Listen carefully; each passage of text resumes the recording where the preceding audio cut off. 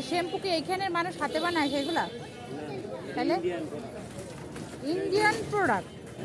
Seven oil তেলের সাথে ফিরে আইছিল ওই মালটাই। ও আচ্ছা আচ্ছা আচ্ছা, পরে এটা বিক্রি করতেছে, বুঝতে পারছি।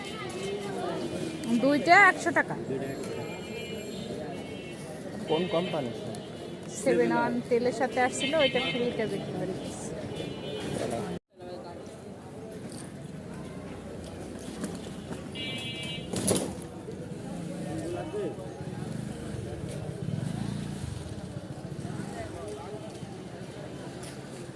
এই শ্যাম্পু কি এইখানের মানুষ হাতে বানায় সেগুলা?